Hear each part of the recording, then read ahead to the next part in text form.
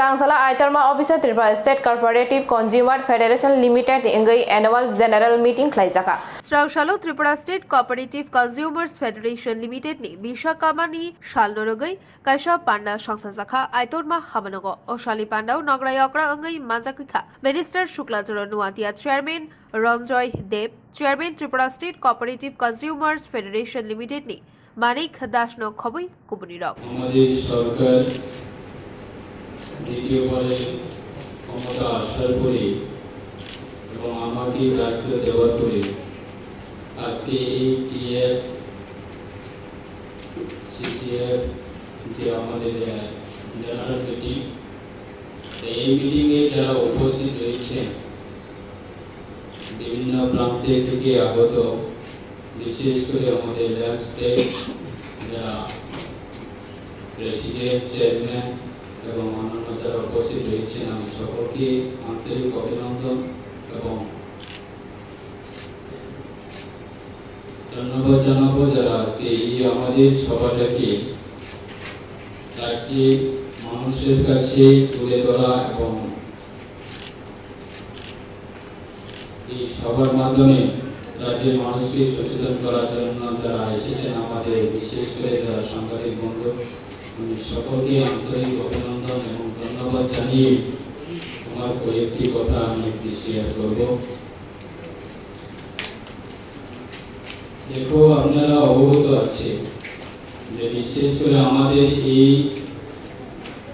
দপ্তরে বিশেষ করে আমাদের এই কর্পোরেশন ডিপার্টমেন্টে গভর্নমেন্ট অফ ইন্ডিয়া আমাদের honourable home minister Shri Amit Shah মহোদয়ের নেতৃত্বে আমরা দেখেছি বিগত দিনে বিশেষ করে এই দপ্তরটাকে কিভাবে আগামী দিনে আপগ্রেডেশন করা যায় এবং রাজ্যের প্রত্যেকটা প্রান্তে মানুষের কিভাবে এই দপ্তরের মাধ্যমে মানুষের কাছে কিভাবে সাহায্য করা যায় এবং যারা ল্যান্ড স্টেট যারা আছে বিশেষ করে আপনাদের এটা শুভ সংবাদ। আপনারা জানেন যে আমাদের এই ল্যান্ড ট্যাক্সকে ডিজিটাল করা এবং মানুষ অতি দ্রুতভাবে যাতে সুযোগ সুবিধা গ্রহণ করতে পারে তার জন্য প্রত্যেকটা ল্যান্ড ট্যাক্সকে কম্পিউটারাইজেশন করা এবং সিএসসি কমন সার্ভিস সেন্টার এইগুলি করার জন্য আমাদের government of India already circulation দিয়েছে এবং তার পরিপ্রেক্ষিতে আজকে এই Tripura state cooperative consumer federation আমাদের ভূমিকা এবং সময় আমরা অনেক সময় শুনি যে আমাদের এই ত্রিপুরা স্টেট কোঅপারেটিভ কনজিউমার ফেডারেশনের মাধ্যমে আমাদের ভূমিকা আমাদের এই প্রোগ্রাম শুরু হওয়ার আগে আমাদের চেয়ারম্যানের চেম্বারে যখন বসে আমরা ডিসকাস করলাম এবং আমাদের মার্কেট থেকেও উপস্থিত আছে এই মিটিংয়ে এবং অন্যান্য সংস্থা থেকে অন্যান্য ইস্যু থেকেও উপস্থিত রয়েছে। বিগত দিনে আমাদের মানসিকতা ছিল যে এই কর্পোরেশন ডিপার্টমেন্টের মাধ্যমে আমাদের এত কিছু করার মতো কোনো স্কোপ থাকে না, এরকম একটা মানসিকতা মানুষের প্রত্যেকটা চিন্তা ভাবনা থাকতো এবং আমাদের এই মিটিং শুরু হওয়ার আগে আমরা ডিসকাস করেছি এবং বাইরে আমাদের আলোচনা হয়েছে আজকে কেন আমাদের ভারতবর্ষের মধ্যে যেমন আমাদের গুজরাট রাজ্য এবং আমাদের ভারতবর্ষের মাননীয় জনকল্যাণ প্রধানমন্ত্রী নরেন্দ্র ভাই মোদীর ওনার যে গুজরাট আজকে দিনে দাঁড়িয়ে কেন এতগুলি উন্নয়ন হয়েছে,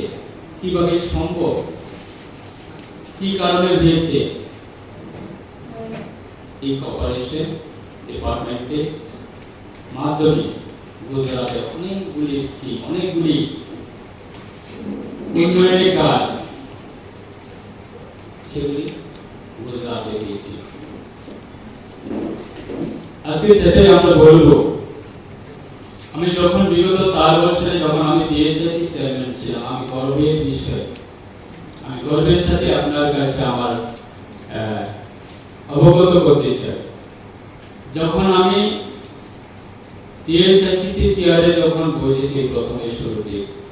আমাদের 2018 সরকার পরিবর্তনের পরে যে ডিএসএসসি অবস্থা খুব একটা খারাপ অবস্থা ছিল, যে প্রত্যেকটা মাসে ডিএসএসসি কর্মচারীদের জন্য বেতন দেওয়ার জন্য চিফ মিনিস্টারের কাছে আমি ফাইল নিয়ে যেতে হয় এজ এ চেয়ারম্যান হিসেবে। আমি প্রায় 3-4 মাস এরকম ভাবে প্রত্যেকটা মাসে ফাইল নিয়ে গিয়ে চিফ মিনিস্টারের কাছে বেতন খুঁজতে হয় যে আমাদের ডিএসএসসি কর্মচারীদের জন্য বেতন দেওয়ার জন্য। কি লজ্জার বিষয়। এবং 6 মাস সেরকম ভাবে আমি চলছি, কিন্তু 6 মাসের পরে আমার সহ্য হয়নি। আমি এজ এ চেয়ারম্যান হিসাবে ডিএসএসসি এজ এ চেয়ারম্যান হিসাবে কিভাবে আমি আমার দপ্তর, আমার ডিএসসি ও কর্মচারীদের বেতন দেওয়ার জন্য আমি কিভাবে প্রত্যেকটা মাসে আমি ফাইল নিয়ে দেব। যে ডিএসএসসি নিজস্ব একটা এটা বিজনেস করা এবং কাজ করা একটা প্ল্যাটফর্ম। আমি নিজে একটা পিএসসি একটা আমাদের অনেক কিছু করার অধিকার আছে। সেগুলি দেখার পরে পরবর্তী সময় থেকে আমরা একটা চ্যালেঞ্জের মাধ্যমে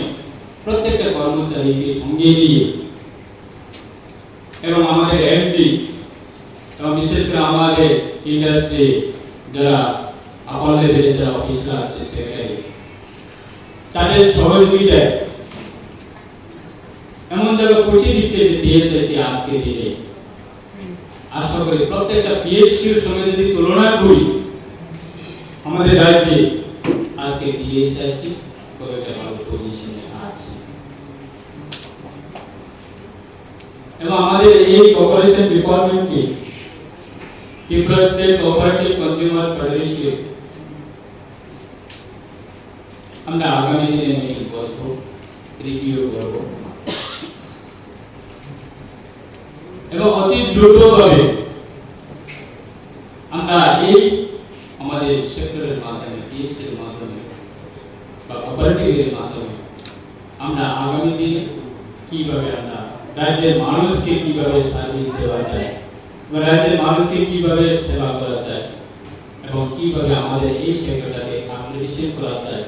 বিজনেস গ্রোথটাকে কিভাবে ডেভেলপ করা যায়, আমরা অবশ্যই আমি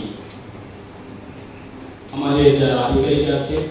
যারা অফিসিয়াল আছে, তাদেরকে সঙ্গে নিয়ে এবং যারা বোর্ড আছে, বিশেষ করে আমার অনুরোধ থাকবো যারা বোর্ড আপনারা দায়িত্ব নিয়েছেন যে আপনার চেয়ারে বসে আপনার এই সেক্টরটা সাজানোর জন্য যারা বোর্ড আছে, আমার অনুরোধ থাকবো প্রত্যেকটা মাসে আমরা ডিএসএসসি যখন দায়িত্ব নেওয়ার পরে প্রয়োজনে আমরা মাসে 2-3 বার বোর্ড মিটিং করতো। আর যদি প্রয়োজন হয়ে থাকে আমরা প্রত্যেকটা মাসে আমাদের বোর্ড মিটিং চলতো। রাজা খড়াগুলিনী, প্রণব নিকথুম, ব্যুরো রিপোর্ট, খুবই।